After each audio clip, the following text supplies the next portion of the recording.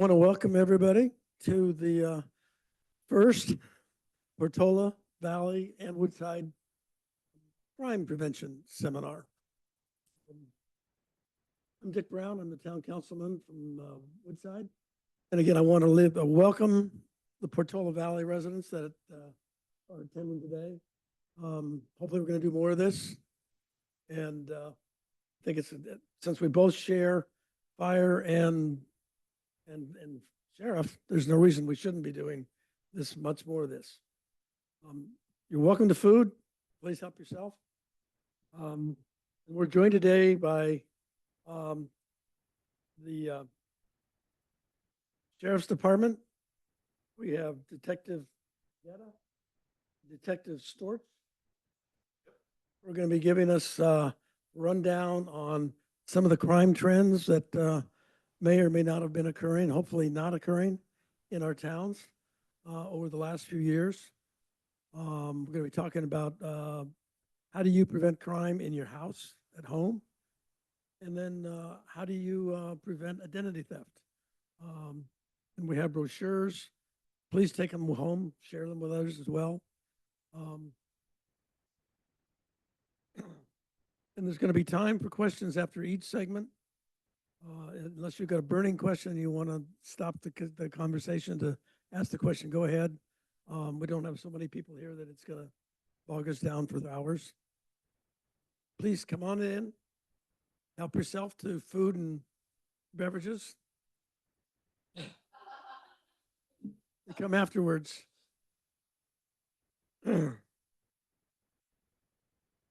And there's also going to be, for those who are online, we also will have a video presentation that will be available on the Woodside Town Council or town website of this if you want to just look at the video. So with no further ado, turn it over to Detective Vegeta and Storch. Thank you. Thank you for having us. If you can't hear me, just let me know. The mic might be in and out. Thanks for having us. Once again, I'm Detective Bagetta. This is Detective Storch. We are the detectives assigned to our headquarters bureau. So Woodside, Portola Valley, Ladera is all under our realm, as well as a few other unincorporated areas. We're going to go through this presentation we created. It's short. It's pretty concise. Just going to give you some numbers, tips, tricks, things to do to prevent, hopefully, or even things that you can do if you are a victim of a crime. We'll take, obviously, as many questions as you guys want at the end, and we'll filter through. If there's something you don't understand or want us to elaborate on, let us know. And we'll also give you maybe some case updates of recent investigations that we're doing within the towns here. Okay, so we'll get started. We added Ladera. I mean, they're a close family friend here, so we're going to add them in. As you see, we have the 2022 to 2025 stats for Woodside and the 24 to 22 for Ladera and PV. 2023, you can see, was a busy year for everybody. There was a lot of residential burglaries, which is what this bar graph is depicting, residential burglaries. 2023, Ladera had 6, and Portola Valley 6, and Woodside 20. One case update we will talk about is actually tomorrow we'll be in court all day. We did arrest one guy that is responsible for almost all of those. Yeah, he's it's a potential life case, which is great. We'll see how it goes tomorrow. We just have prelim tomorrow, so it's gonna be good.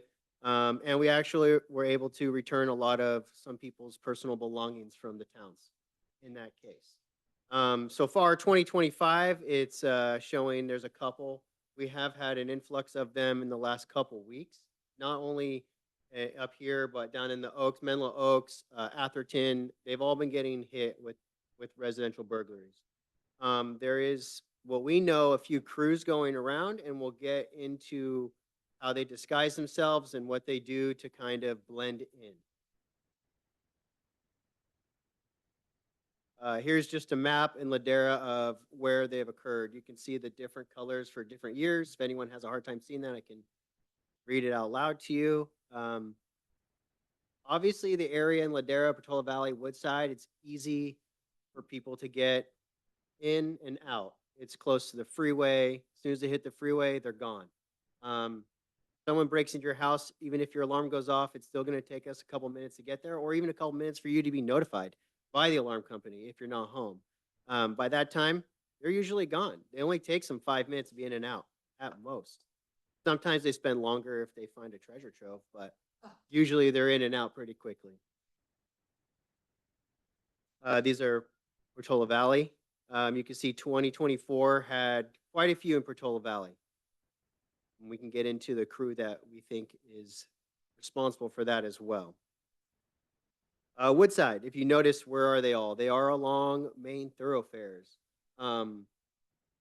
We know that there's a lot of side streets, but in and out of this town is easiest right along 280. So they hit over there in the hills and the glens off Kenyatta Road. So you see a lot of that. Mountain Home Road was getting hit pretty extensively as well in 2024 and 2023. So we added in some other towns in this one. We wanted to kind of show that we're not the only ones suffering. They are hitting everyone. There's a couple crews that we're following around that are hitting everywhere from the East Bay down to Los Banos up to, I mean, as far north as Marin even. So there's a lot of people affected by this crime of residential burglaries. Town A and B that are listed there are within our county, smaller towns, kind of population correlating the size of our town here in Woodside or Portola Valley, similar. Town C is Santa Clara County. I can't tell you which one that is, but it's not far off Arrastadero Road. So I think you guys all know exactly which one I'm talking about. They're getting hit very hard as well. Santa Clara County, they have a few towns unincorporated right on the other side of our border there off Portola Road. They get slammed as well. And they're seeing the same cars, same suspects, same MOs that we see. That's just the bar graph of it. Same information. What is causing spikes? Okay. We can get into politics all day. I don't think we want to sit here for that all day, but a lot of reforms have passed. Bail for a lot of things doesn't happen on property crime. That's why a lot of the crews that go into your home, make sure you're not home. If you are home, they try and run out. There's very few that have been like residential burglaries committed with someone home. We had one not too long ago where a little girl was hiding under her bed while they were home. They didn't know she was there. We haven't seen, not saying it will never happen, but we haven't seen like violence from these people. More of they just want to go in. They know property crime won't get them years in prison. Property crime is going to get them a short term if they get arrested and convicted. Changes to probation and parole. A lot of our hands are getting tied and a lot of things we can do. There used to be electronic monitoring that was easy. If someone's on parole, I can just take their cell phone and go through it and do what I need to do. I can download it, but now they don't allow that anymore without certain stipulations on their parole terms. Changes to bail, as I said. More sophisticated criminal gangs. Now, this is going to be the most important part of this slide. Rental cars, stolen cars. They drive cars like everyone here. They drive cars that blend in. You're not going to see them come up in their 1996 Honda Civic with the exhaust pipe hanging off. You're not going to see that. You're driving Porsches, BMW SUVs, Range Rovers. They're driving everything that bodies that blend up here very well. They usually change the license plate from a stolen car that day prior to coming in. Like they would potentially maybe be down in West Selby, steal a plate down there, put it on their car, drive up here, do their dirty, and then drive back down somewhere, change the plate, and they're gone. That way, and we'll get into more of the cameras that we have, the flock cameras that I'm hoping you guys all are aware of. We'll get into more of that and how that has helped a lot of this. Like I said, areas on 280 and surrounding counties. For lack of a better phrase, these guys are professionals. It's not the, meth addict who it used to be who's just looking for something they could sell. It's people who are professionals. If you saw SATG on that last slide, South American theft groups. It's people who come up on tourist visas for the sole purpose of basically breaking into houses, getting easy money, and going back home. So that also makes it very hard to catch. Is that it's not, the next door neighbor's problematic child. It's people who are, for lack of a better word, professionals. This is what they do for a living, and they're unfortunately very good at it. Got a question already? I don't have any cocktails for you, though.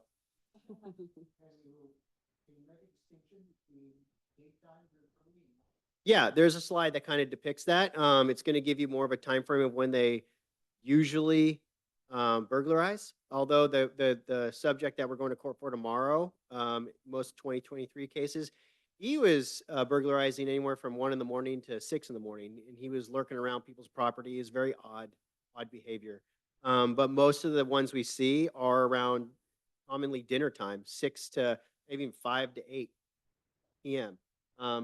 They do their homework. They do their homework. They not just driving down the street and looking for a house with its lights off. They'll be out there maybe driving by a couple days. We don't know. They all blend in, right? So they're doing their homework. They know which houses to hit, who's going to be home, who's not going to be home. We've had cases where people used to board their dogs, and one of the dog boarders would say, "Oh, these people are going out of town," to whomever she was talking to. Send your address. They won't be back for a week. And they would burglarize the homes then. I know some people say, "Oh, I get the newspaper delivered," and they notice there's a pile of newspapers in my driveway. Maybe back in the day, but not anymore. There's been rumors. I mean, we can go on rumors all day about how they're picking homes or who they're selecting. I know someone from Portola Valley recently said they think that the South American theft groups are sending drones in. We have no indication to say that's true. We do know that they have put up like trail cameras in areas, and they're watching in and outs of people going in and out of their homes or neighborhoods. We do know that they have jammers that jam our radios, stuff like that. We do know that they'll make entry even on a second story if they have to. Other things we recently heard is that after some of these South American groups burglarize a home, they get in their car, they pack pre-filled out FedEx envelopes with your belongings and throw them in the mailbox, and they're gone before they can even hit another county. And then they mail them home, South America. And, sir? So they read the obituary. Most likely. We had our house broken into when we were at a funeral. So it would be good to have somebody stay at your house if you're going to be gone for something. Yeah. We also have a theory that they might be looking up people on LinkedIn. LinkedIn. So if you have you're a professional, you're working, you're a CEO of a company, and maybe you're from Woodside, just type in their name. A lot of times you can find their address pretty easy. It's not hard to pay your $20 on those websites, and all of a sudden you have someone's phone number, all their kids' names, email addresses, everything. Stuff like that does occur. Yes, ma'am.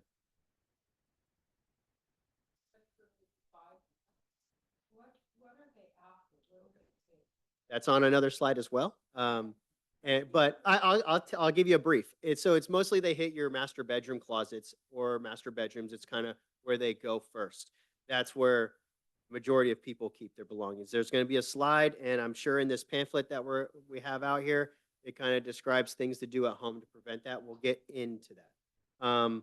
What's being done? We've had extra cars rolling around, police cars, unmarked cars.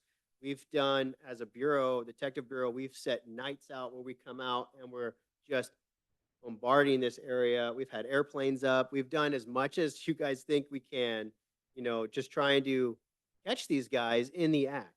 We know what these people do. They will find, if we find them, they're going to run from us.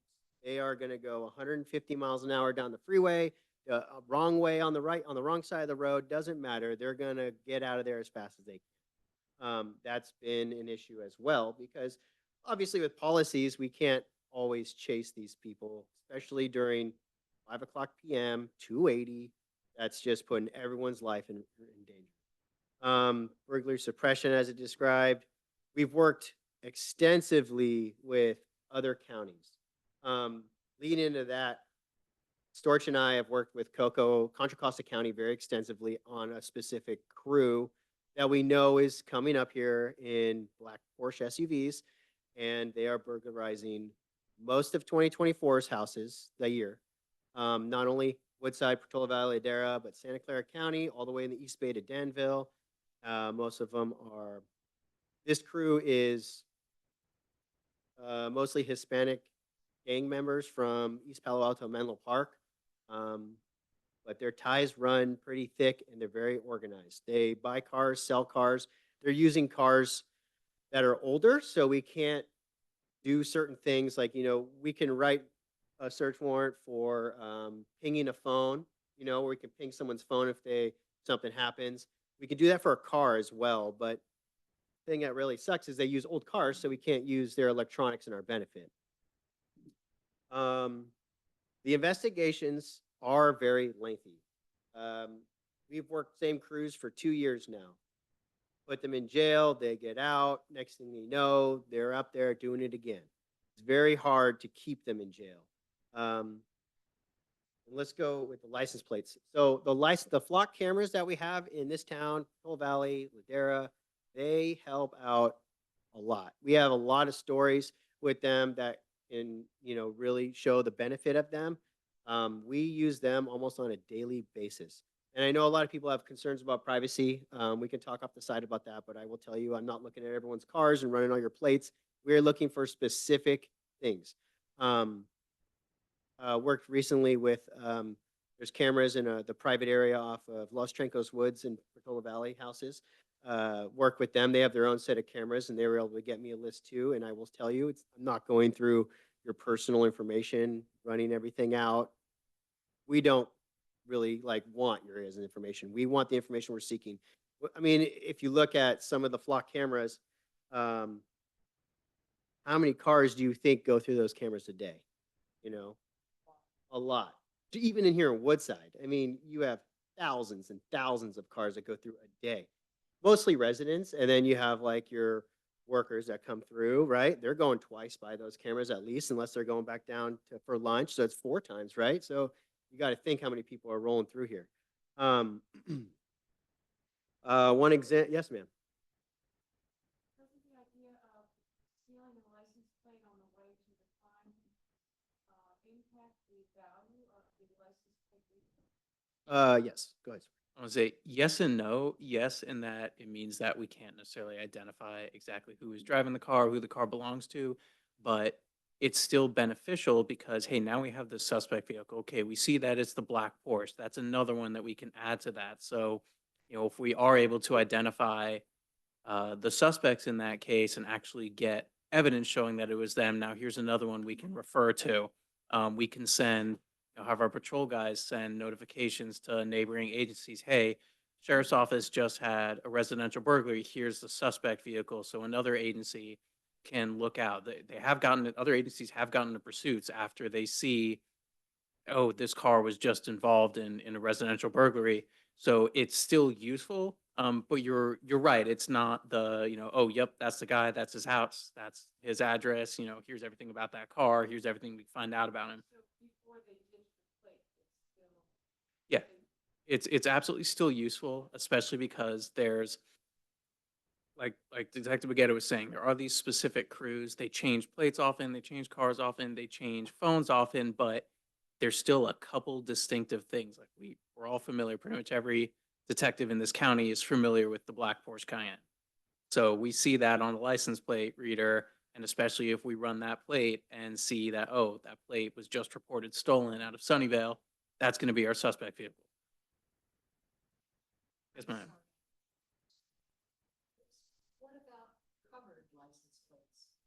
Covered license plates can still be picked up by the license plate readers. There's a way to search for basically plates with no letters or numbers, or plates that are obstructed. So that's still beneficial just in terms of, again, identifying, okay, this is the particular vehicle. Now we know that our suspect vehicle is most likely, the white Audi with no license plate, that kind of thing, or with the paper plates, the old school, dealership plates.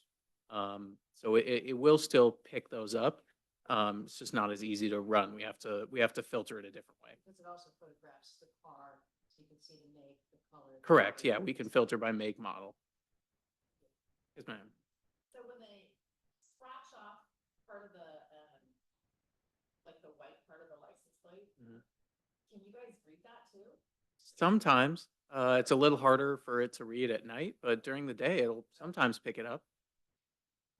Yeah, there's a bunch of functions on that system where we can lower the threshold of confidence is what it's called, where if your plate is really clear, going through the daylight, you can see the numbers and the letters, no problem.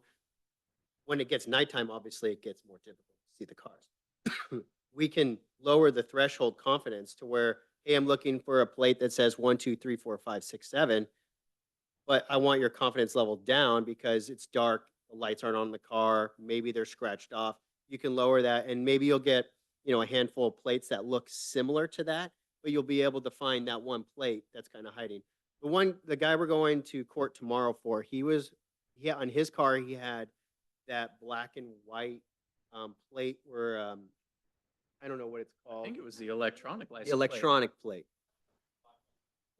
Yeah, and I remember specifically like looking through the Ladera cameras, which they're all the same, but the Ladera cameras, I had to lower the threshold because I knew he was in Ladera, and I couldn't find his plate, but I lowered the threshold way down, and because of the glare, because of the lighting on the plate, whatever it may be, it was hard to read. Lowering the threshold down, it was able to pick that plate up. Like Storage said, we can also search for no plate, so that could come up as a no plate read as well. But that's hard. I mean, how many 5 Series black BMWs do we have in Portola Valley and Woodside? Every 30 feet. Yeah, You more or know, less a so- million, I think. Yeah, but that's, License plates. License plates. A lot of these guys have the same vehicle. They like it. It's their car. It's easy to swap plates. and one of the issues one of my personal issues with that is when we have a call on our call board waiting, that someone calls and says, hey, my plate was stolen the last 3 days from my car. It's been parked down front of my house. Sometimes people don't know that your front plate was taken at any point, until you start getting that fast track bill. And I'm like, I never did that. But some people don't know. A lot of those calls are handled by like our parking enforcement people, CSOs, CSO. community service officers. they do their best, but they're not an officer that goes in, checks, all the houses for surveillance camera. There's too many calls for service to like really hone in on, well, I'm not sure if my plate was stolen here or at Stanford Mall or in Reno. I don't know. So we can't, it's hard. And we know even in other counties, we get a car plate was stolen plate on this car from San Jose. I call San Jose and they kind of laugh like, yeah, no, I'm definitely not getting surveillance footage for a missing plate that we don't know the time frame. So it's very hard to find like when these people are taking the cars or the plates. I mean, we had one case up here. It was another black BMW sedan. They took a plate down in North Fair Oaks. I was able to find their car coming into North Fair Oaks with the real plate on it, and then the stolen plate leaving on that car, and then it ended up over here off like Moore Road, and it burglarized a few homes. That guy's in prison, which is nice. But he was responsible for several homes as well. The problem also we have is we have the ability to run our investigations. I mean, we can say suspect 1, we know who he is and he's always up here. We know he's there, but we can't prove it in court because all we have is maybe crappy surveillance footage that doesn't show anyone but wearing a hood. So it's really hard to actually have the district attorney prove that case in court. That's some of the issues that we run into in the investigation side, sir. So just observe if you notice your license plate has been stolen. Yep. Who do you call? You can call us. If Who you, are you? 911 or So community center, what? if you call the sheriff's office, our non-emergency number, 363-4911, they may still, that it'll get dispatched out. And yeah, because there's a certain statewide form that has to be filled out in order to enter the license plate into a database as stolen. So what information do you need along with the license plate number? The time that we think it was stolen? Yeah. Where we think it was stolen? the license plate number, anything else? Your ID. You Yeah, know, the contact information. License plate ones are a little easier than a stolen car where we need, your valuation of the dollar, when the last time you went to the mechanic was, like all that stuff. The license plate just. Yeah, the best you can. Don't know it? If you don't know it, you don't know it. Exactly. I mean, like you go to Hillsdale Mall, they could have taken it there last week. You don't know. I would say, how often do any of you check your license plates before you get in the car? I bet you probably will when you get back in after this, but it's not something that most people do.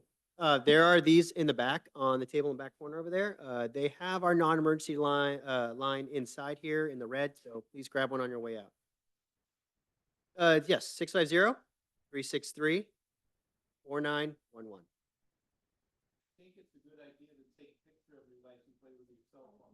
If something ever comes up, you're so hysterical, you don't even have to remember. All you do is picture your cell phone. Yeah. And sometimes you're not home, right? Maybe your wife would call or something and say, so these are just some quick ones. We kind of talked about a couple of them where the cameras have helped us. Carjackings, robbery, shooting. That one led us to a hospital. We caught all 4 suspects in that. So there's been a lot of good success with them, and they've been great. They've been really good. Extremely valuable. What can you do? Okay, so this kind of goes into our pamphlet a little bit. I will say, yeah, I'm going to tell you, put up surveillance cameras. They help out big time in all of our investigations. If you put them up, if it's like a Ring camera, pay the extra money a month so they actually record, not just live time, because by the time we get it, let me see what they look like, those are gone. Other cameras, these people that burglarize your homes, they don't really care if cameras there or not. They're all masked up, they're gloved, and they got their hoods on. They don't care about cameras. They'll even turn your lights on for you in your house. I have seen a lot of homes. Everyone's different, but some people put interior cameras in their homes.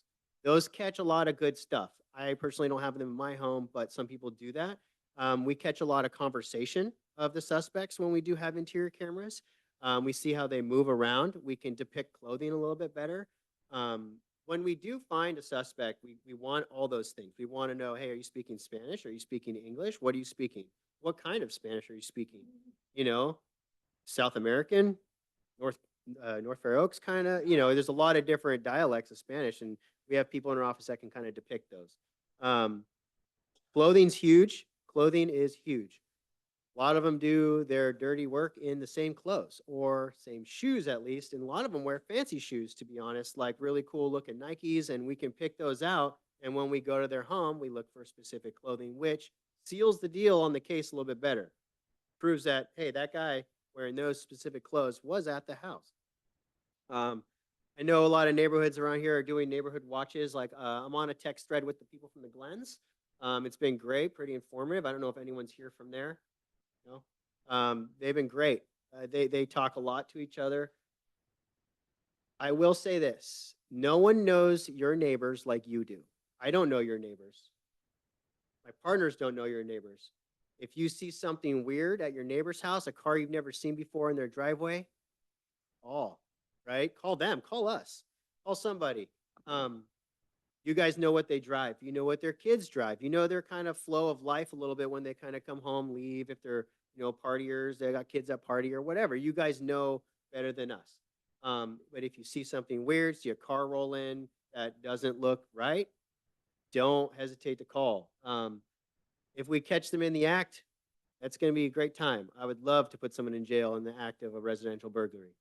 So make sure you call. If you can, give the best description of what you see. A lot of times we're going to ask you your name and your phone number, and you'll be recontacted by somebody because you're the initial reporting party. And if it's a crime, we need to talk to you again and get every little detail. So, I mean, if you even want to snap pictures, obviously maybe from your house or a safe distance. Don't go up to their cars or anything, but a great description always helps. Let us know when you're out of town. We have this program, I'm sure some of you know about it, where you can call dispatch and you can ask for maybe vacation home checks. Your address, when you're gone. It's nothing we put out in public, so no one knows. except for us and the deputies that work the beat. You know, you can say, this is what car is going to be in the driveway for the couple days I'm gone. I have someone coming over to feed my cat. This is what they drive, their name, typically when they come, you know, give us the information. So if we're doing a drive-by and we see someone unlocking your door, you know, it's kind of, we want to be known, make that known to us that someone will be there. We do those. Locking valuables in a safe, large safe bolted down, your safest bet, but we have seen them rip safes out of walls, floors, take them out. We've seen guys carry these huge safes and shove them in their cars. Obviously, this isn't it's not going to prevent a lot or everything, but it could help slow them down, or potentially they might not have the tools to get the safes out. One thing just kind of on that prevention thing, just like what Detective Baguetta was saying, I wish we could tell you that, hey, if you do these, 2, 3, 4 things, your house is never going to get broke into. Unfortunately, that's impossible. It just isn't. And these crews are so professional at what they do that the things that used to intimidate burglars in the past, like alarms and lights and cameras, really don't intimidate these guys.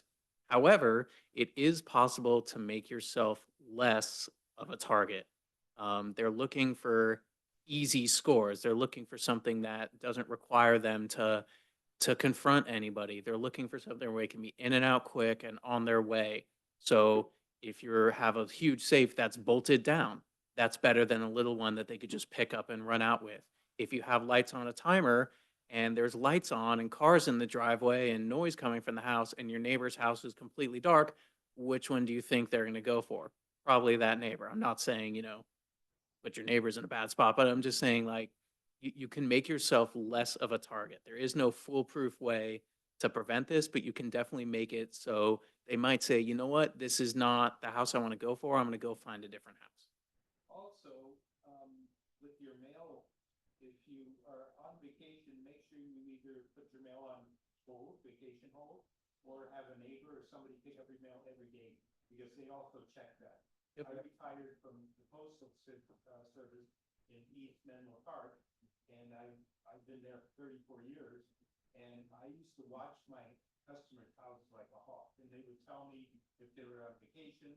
I would make sure I knew how the house was supposed to look, and if I saw them taking cars from Stanford Shopping Center on Carlton, they took them from Stanford Shopping Center, they would bring it back to the house on Carlton in East Menlo.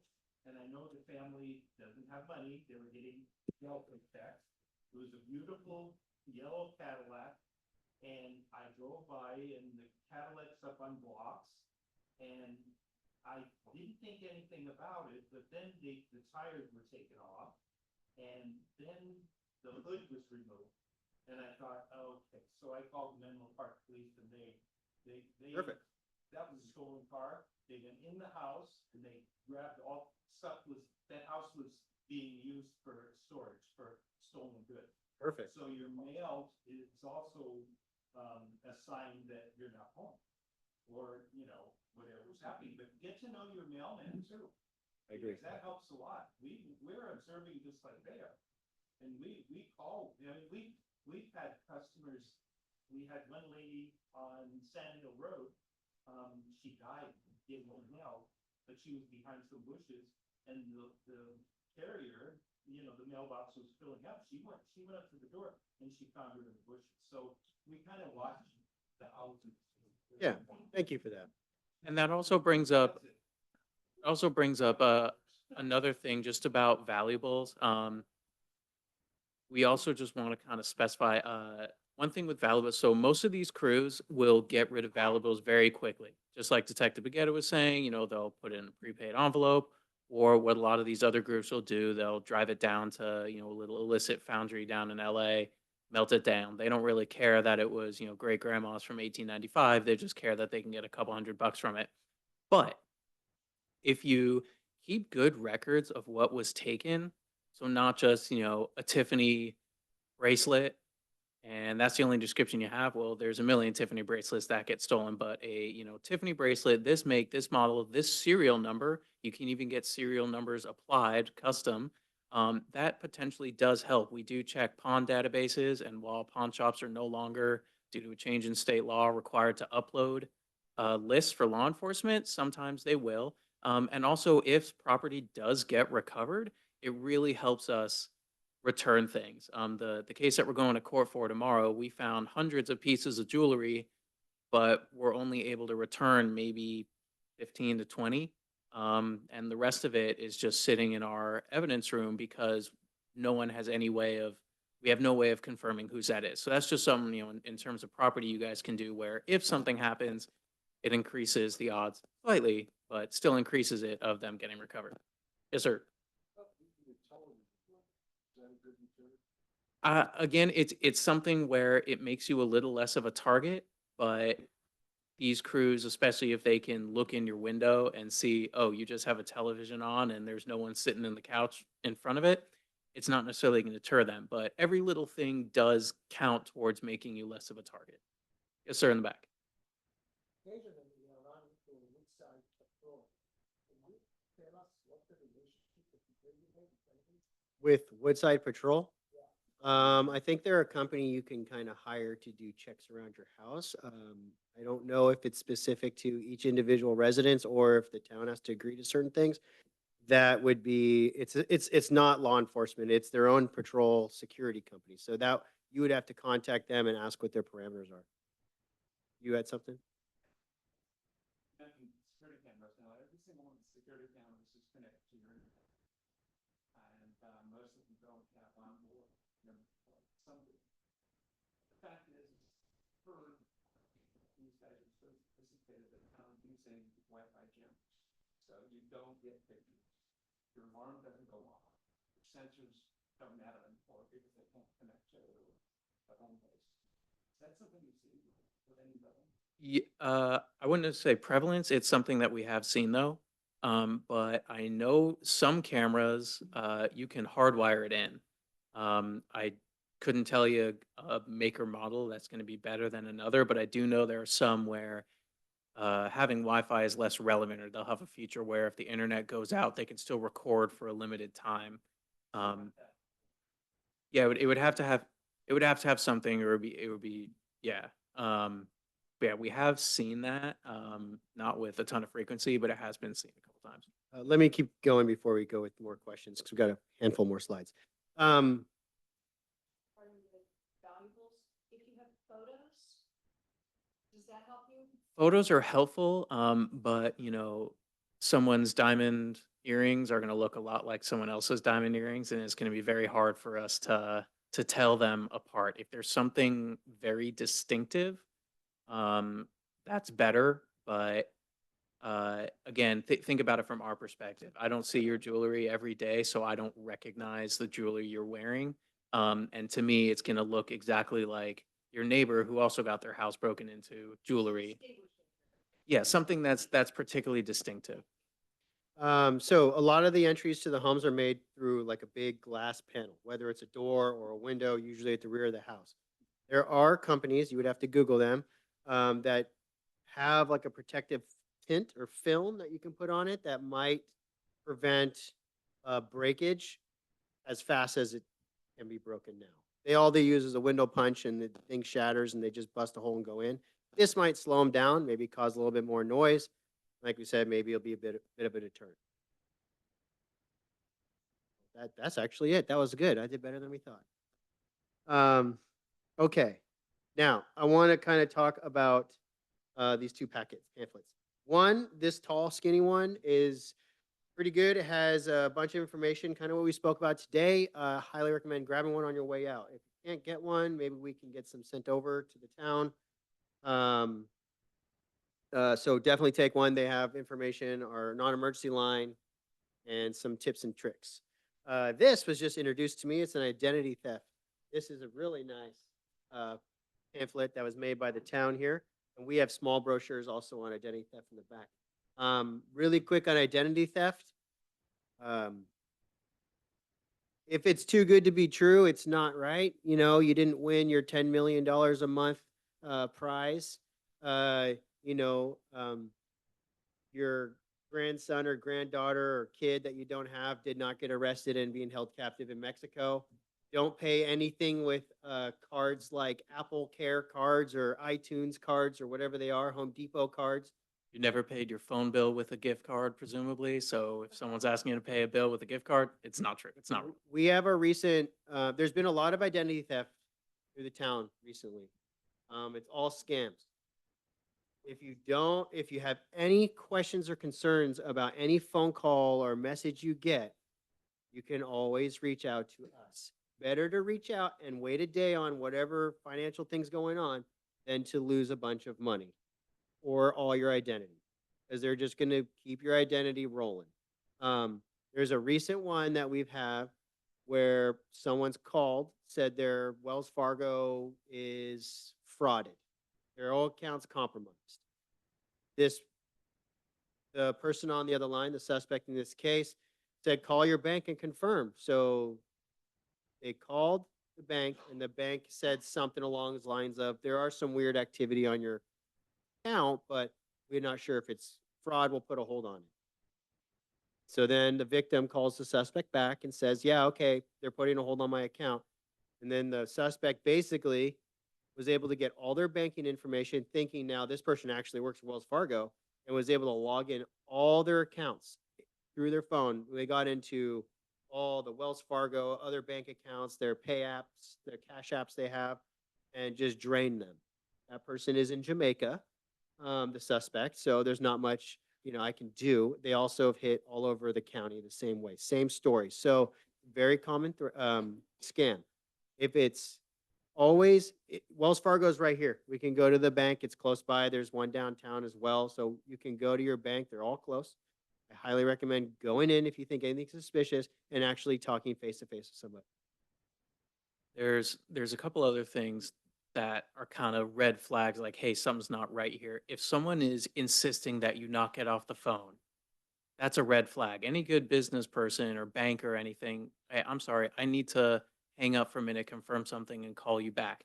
Most legitimate businesses are going to be fine with that. If someone's insisting, no, no, no, you can't get off the phone, or oh, you get off the phone and something bad's going to happen, that's a scam. That's a big red flag. And then one other thing, a lot of these scams do target senior citizens. So I would highly recommend having a plan in place, whether that's with a banker, another financial advisor, someone you can double check with. Before you send a check out, if there's something that seems a little fishy, check with somebody. It could even be, son, daughter, check with them. Hey, does this sound legitimate to you? And having someone else who can give you their take might be beneficial. We've had several times where it's a relative who realizes, oh, my parent got defrauded out of all this money. I wish they had talked to me beforehand because I knew this was a scam from the beginning, but they didn't. So, I'm not seeing any senior citizens in the room, but it's something to pass along that you guys can use to benefit you. Topic of identity theft, we're not, most of us are getting electronic statements, bank statements and stuff, but we're still getting things that have confidential information in them in our USPS mailbox.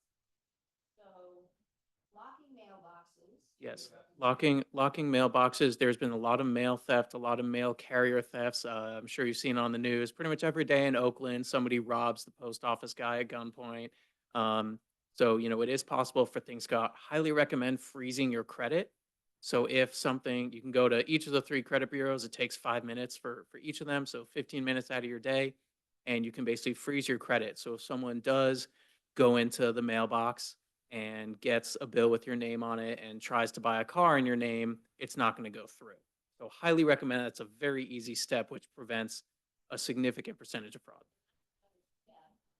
Locking mailboxes, just to tell you folks, they will also break into a locked mailbox. Easy, even those heavy duty ones. Pry bar pops it open. If you haven't collected your mail properly that day, they take it away. And it is tax season. Now they changed the blue mailboxes, the ones you put your letters in. Now it has a very thin slit. Yes, there's reasons for that. Full open door, so they used to put the keeping Mhm. line in there and put group on it and pull letters out. But now you have to bear with us or with the postal service that now the they're kind of hard to put letters in, but shove it in any place. So worth it. There's another scam going around, about jury duty. I don't know if any of you have been called on this. They'll go on the internet and they'll pick a name. Oh, this is Detective Baguetta. You missed jury duty. If you don't come down, we're gonna arrest you. Come down now, and then your bail will be less. Bring $2,000 or pay me $2,000. Don't get off the phone with me. I have never seen anyone get in trouble for missing jury duty to the point the cops are going to call them and arrest them. If you saw my caseload, I have a lot of stuff to do versus going to grab someone that missed jury duty. Do not just hang up the phone. And you can call us and we can make an instant report, especially if they give you like a deputy's name or a captain's name, because we want to be known that, they're using so-and-so's name of the agency. And this is a common scam. We'll put out like a letter to the residents saying, hey, this is what's going on. But you're not missing jury duty and getting in trouble with the law where you're going to have to pay money. Just remember that, okay? Yes, ma'am. I get approximately 10 calls a day that are bogus. They say they got, and they'll even, have some tell me what they birthday, things like that, and they say they got it from my orthopedist. Thanks. They say they got it from my orthopedist and then they say, and you are eligible, do you still have your back and knee problems and we can get you something through, Social Security, you're eligible for this or that. I don't answer these calls and I usually block them, but I don't know how many numbers they have, but I still get like about 10 a day.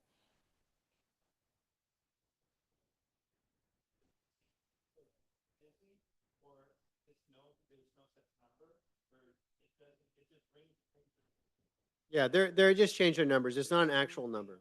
They'll also Oh, I have spoof one it, more. exactly, yeah. And that's something where, you're talking about, oh, they got it from your orthopedist. So we do see that with data breaches from legitimate businesses. Things get hacked and things then go on the dark web and people are able to get those numbers. So, it's not your orthopedist trying to Oh, no, I commit a know it wasn't my conspiracy. It's, orthopedist yeah, trying I'm just to, as an example, it they're not trying to commit a conspiracy. They were was probably a scam. victim of a data breach. But how themselves. do I stop it? I mean, 10 a day, I had to turn off my phone, come in here. I figure, oh, I'll get a bunch A lot more of them, are from people overseas. If you Yes. look, like, there are literally office buildings in Nigeria where it's people just making hundreds and hundreds and hundreds of these calls, I told a him I day. died. and it's just that they'll spoof legitimate numbers.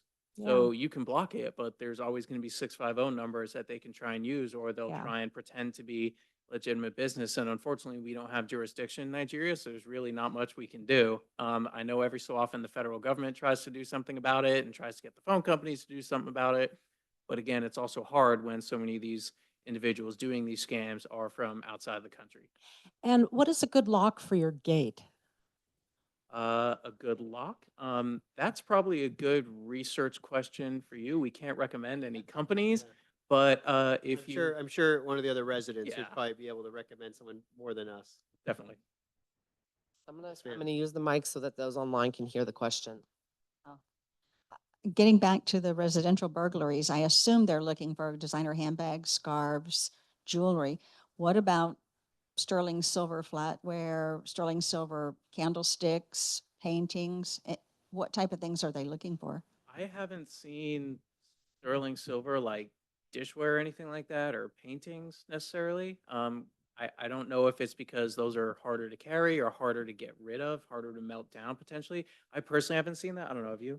I remember I had one case where a guy tried ripping a nice sconce off the wall just because it was a nice metal. I don't know what it was made out of, but he didn't get it. But that's kind of the only thing I can think of in regards to big items like candle holders and stuff like that. But like silverware, dishware, no. More of just jewelry, handbags, shoes, nice clothing that they can grab, like a nice jacket, something like that. Something that they can sell off really fast or melt down really fast. Also, getting back to the mail, if you have outgoing mail, don't put your flag up because that's an indication that there's something in the box that somebody will drive by and there would be a check in it for a bill that you're paying. So just put your mail in the box, because the mailman, as soon as he opens up, he sees if you have the old fashioned box, but we try to tell you to get a lock box. So, I mean, a locked mailbox. Recommended people in town of Portola Valley is to, what we've recommended for outbound mail is to put it in a blue, official blue USPS post box. Don't leave it in your roadside mailbox with or without the flag up. It's too easy to grab things out of there. And there's one on the Thank you. way out of each town. I guarantee Ladera Shopping Center has a mailbox. You have the post office right here, and I think there's one out right outside. Any other good questions that we got? Yeah, so I have a question for you. Thanks for coming today, Absolutely. and thanks for your service. Does a concealed carry law in a state change that state's burglary, like Florida's versus California's? Thanks. Good question. You would have to talk to a crime analyst who looks into all that data. I could not give you an answer one way or another. I couldn't even begin to guess at an answer, unfortunately. But I'm sure some social scientist somewhere is hard at work on it. So here's something that's come to the attention of the SEC. I don't work for the SEC, but I do know people who do. And what they're saying is that people are calling up and there's silence. So Sorry, Really say that big- again. They're calling up and what? when people are calling you, and on the other end, they won't say anything, and you'll say, hello, hello, is anybody there? What they'll do is record your voice. They'll use artificial intelligence to spoof you to get in, so that's just enough. And so if you have like a Schwab account, for example, and you say, at Charles Schwab, my voice is my password, they can spoof that. I've heard that before too, but I mean, If somebody What's your creativity? like that calls, it might be someone. Well, no, what I do, they call and there's silence and I go, So there's no hello, there's nothing of my voice, but if it's somebody who's trying to reach me, they know that I'm at the other end. I just go, Yeah. I'm a typical millennial. If you really want to get a hold of me, send me a text message and then we can talk later on the phone. So I almost never answer my phone unless I know exactly who it's from. That's just me. unless it's me. I had a question. Early on, when you're describing the Woodside statistics, I mean, my eyes opened wide when you talked about 20 in a year. And most of that was one individual. One guy. Can you describe a little bit more about what his mode of operation was and how you caught him? So he was different than a lot of the crews we're seeing going around now. He operated solo, as far as we know. He would oftentimes leave certain valuables. He wouldn't take necessarily what you thought you would take. I think he was just trying to fund the lifestyle that he wanted. He had been in prison for residential burglary previously. And it's not easy for someone who's on parole or has a felony to necessarily get the world's highest paying job. And he wanted to be able to go to concerts and basketball games and have a nice car. And so he would just literally wander around neighborhoods for hours in very, very, very early morning hours, sneak into people's houses and take stuff. He was unique compared to a lot of the other groups we're seeing, which are very professional. One of the reasons also we were able to catch him. He was using his own plate or his own car with his own license plate. Like he wasn't going around stealing plates. He wasn't as professional as some of these other groups. Answer your question. Thank you. Anything else? So do we have online questions, you said? Let me check too. So here. Thanks, Melissa. Two questions. First, is there any update on the status of the burglary on Sheridan Way? I believe that's mine. Or do you mind if I ask the numbers on Sheridan? I think it's 125, maybe? I think that one's No, still. maybe it's 145. No, not 145. I'm not, 130 maybe. I can't remember the exact number. It's my neighbor, but I don't know the numbers, so. Got it. I think that one's still pending. Unfortunately, kind of building off what Detective Baguette was saying earlier, it's very hard to identify, gather enough evidence and apprehend these individuals. So unfortunately, a lot of the residential burglaries we try and then they just end up kind of being put a little bit off to the side unless we get new information. So recently we got some new information about one of the crews, so we're hoping that builds up into something. But in the meantime, we try every step that we have, and if it doesn't work, because it's not a really high success rate, it's just kind of there. So I think that one I can double check when I get back to the office tomorrow or on Monday. But I would most likely guess that Okay. it is waiting further information. And then a more general question, with respect to use of surveillance cameras beyond license plate readers, in other words, ones that might recognize people's faces. Is there anything going on in the public domain about surveillance cameras? I mean, you see in some of the bigger cities, and of course on the TV shows, of course, it would make you think that there's a surveillance camera everywhere. Do you have links to those? Is there any Not- towns thinking about putting them in place? Typically, we don't. A lot of people care about their privacy. It's a huge concern. We don't have any cameras that we can monitor people's movements other than our license plate reading cameras. Okay. That's why we rely on cameras at your house, cameras on these businesses, stuff like that. There's a lot of issues with putting cameras up and monitoring. And how do we transfer video from our own personal cameras to you? There's a lot of ways we can do it. All our patrol guys, they have, we work with Axon, which is like our body cameras, and that company is what we upload a lot of our evidence to. When they come to your house, if you have surveillance footage, they can send you a link in your email, on your phone, and you can just take that footage, the file, and put it right in that link, and it uploads to evidence automatically. So that, therefore, we can review it at any time we want. We have it, everything that way. So we There's get also- we get the video from our camera company because we're storing it. Most people are storing it in the cloud, right? Yeah. And so we get that video, and then we give you the Yeah, or you can download. even, we can even coordinate with your camera company, Okay. send them the link, because most of those people that work there are pretty proficient in, manipulating computers. They can make it happen pretty quickly. We can always send them a link too. Okay. You can also email it. You can also put things on USBs, CDs, DVDs. There's a million ways to do it. I think the only way we can't do it right now is text messages because most of us on patrol don't have work phones. And if in the neighborhood we want to put cameras that are facing the public street to try to monitor, that's perfectly okay as long If as they're from your, on your if it's residence. on our private property. Yeah. Okay. Go for it. Yeah, if you want to capture the whole road for us, that'd be wonderful. Okay, for anybody who's online, if you have a question, just raise your hand, I please. have two. We had a couple in here. I know, Pam, I've you had a online question up front, right?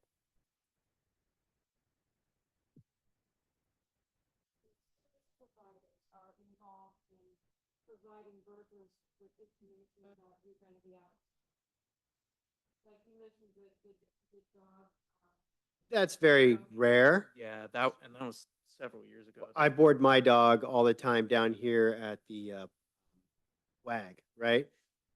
They don't have my name, my actual name, or my actual address. You could do that. They have my real phone number in case something happens. Always protect yourself. You don't have to use your full name. You don't have to. Even at like an oil change place, they want, hey, give me your information, your ID. Just take my name. They don't need all your information.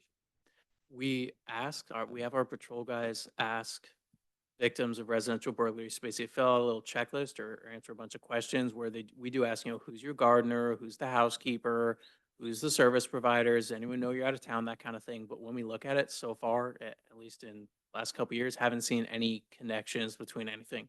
Doesn't mean it doesn't happen, but I think it's much more rare than just these crews doing their own homework. I had a question kind of on top of the security camera aspect. So we're on a private lane and we have an HOA of, 14, 15 houses on the lane. Is it possible that we are allowed to put cameras that are facing public streets at the end of the private lane? Is that still considered? That would all be on your HOA. That's the question for your HOA, because they have their own specific rules, right? Right, okay. But so if we have a consensus in the HOA that that's something that they want, because it's a road. private road, we can do that. You can Okay. do pretty much whatever you want on private property. Awesome. Okay. Just clear it with your HOA. Question in the back?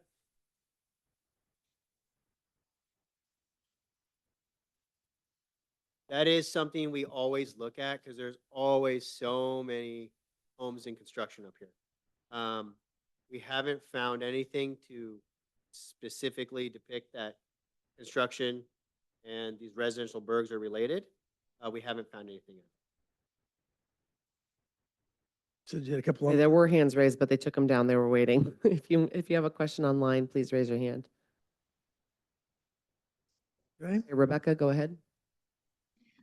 Yeah, do you have any information about a burglary, major burglary that I heard about happened in the Blue Oaks last fall, where they supposedly brought in a full truck and just emptied out a house in the Blue Oaks part of Portola Valley? Was there any information about that burglary? Because it never showed up on any kind of reports or anything, but it sounded pretty major. This is the first I'm hearing of it.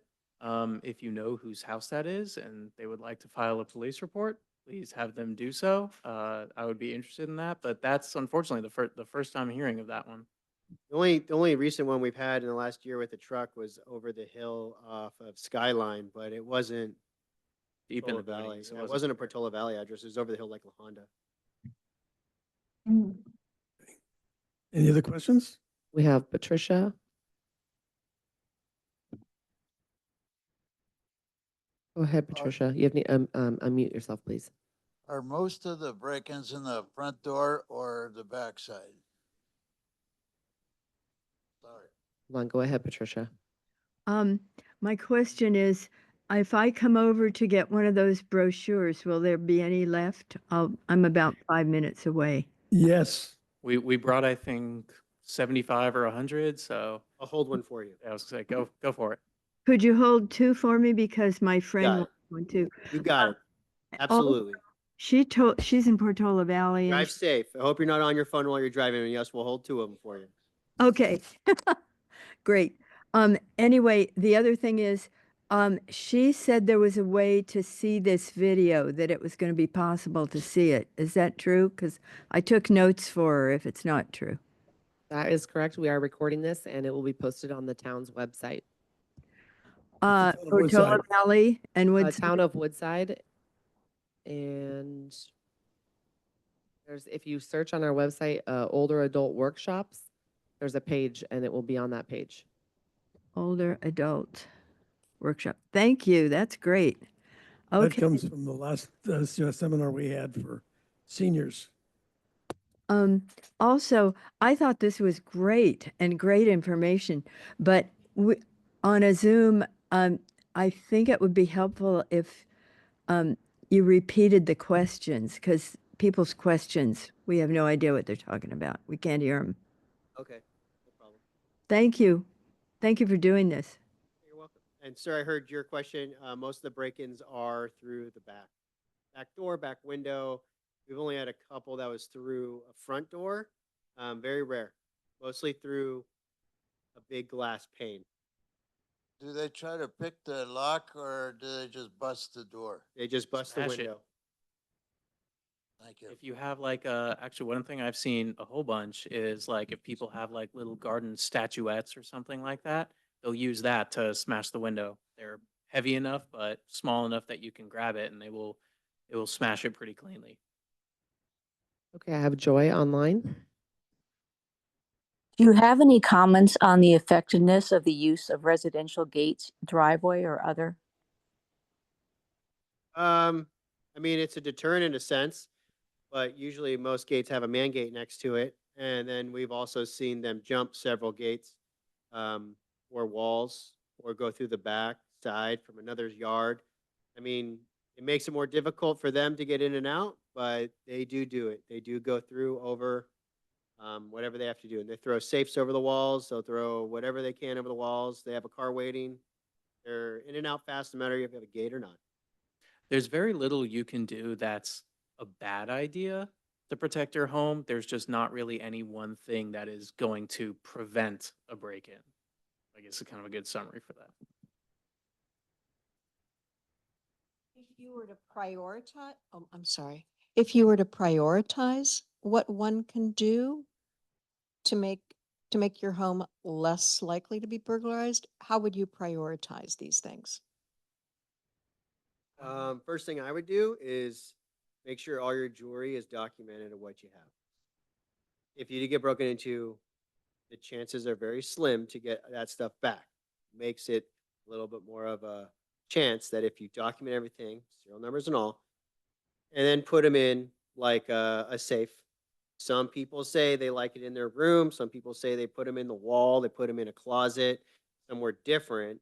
Um, if it makes them, if it takes a burglar a long time to search for something, the more likelihood of them not getting anything would be greater. Does that make sense? So if you have all your jewelry on your nightstand or on a dresser, or all your Rolex watches lined up all pretty, probably going to go pretty quickly. Yeah. You have them in a safe that's bolted in somewhere, going to slow them down, or you might not lose them at all. I can't guarantee anything, obviously, but that's my first step. Second is I would put like cameras up.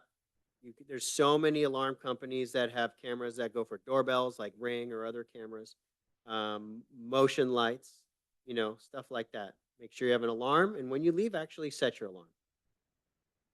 And also, if your cameras break, please get them repaired. The number of times we've had, oh, well, our camera's broke and, we just haven't gotten around. Well, that doesn't really help me that much then, and it sure didn't help you. So, Thank you.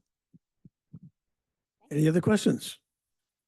Yes. What do you know, detectives, about taking an Uber or Lyft to San Francisco, to the airport for a trip, and having that Uber or Lyft driver pick you up at your house while you're going away on a trip? That's a good question, and that's a common question. A lot of people get picked up down the street from their house. You don't have to have them pick you up at your address. They're going to know. Granted, they probably pick up 50 people a day at different stops, rolling around, but hey, I'm going away for a week. You don't have to tell them where you're going. Obviously you have to tell them you're going to the airport, but you don't have to tell them how long you're going for or whatnot. But when I have Uber coming to my house, it's always a few houses down. So they'll break into that house. I mean, you can come to the shopping center, right? Or go to the post office or something, but And just one other note for Portola Valley residents, and others who subscribe to the Portola Valley Forum, I'll put a message on there tomorrow with a link to the recording of this so you can watch it at your leisure. great. Anybody else? Nobody else on Zoom with Sure, us. Sue. Correct me if I'm wrong. I thought I heard you say earlier that sometimes there's a certain suspect you're looking for and he or she is wandering a certain neighborhood. Is it possible for you to put out on your alerts that to maybe keep an eye out for a black Porsche SUV or It's Can- hard. It's hard to do that. Maybe they're not here illegally in the sense of they're not casing a home. Maybe they're just driving through, going to, I don't know, the archery range or something like that over the hill. We do alert our patrol. There's a lot of things we do in regards to making known which cars to look for, what to look for. Our patrol, all our deputies are very well informed of what the current trends are. So they're always alerted. Even on Flock, we'll alert certain people. We get notifications when certain cars pass certain places. They do know what to look for, and it's hard to put it out to the general public because how many black Porsches drive down the road? It's hard to say. And if I say, hey, there's a guy that potentially is a suspect in our case that we can't prove yet, driving down the road, what are we going to do? You can't do that. I mean, it's as much as I would love to, we just can't. Okay. Diane, hold, we have one more online. Diane? Hi, yes. I wondered if you find that it's preventative to have a dog. I think it is, but don't just get a dog to have a big scary dog at home. Obviously, they need care too. But I would say a majority of the homes that get burglarized do not own a large dog. But if you broke Okay. into my house, my dog would probably lick you to death as you stole it. same with Thank mine. you. Okay, I think that's the questions for today. Thank you very much. Welcome. Thanks to the Sheriff's Department. And we're going to be having another workshop like this in a couple of months. The focus is going to be fire prevention.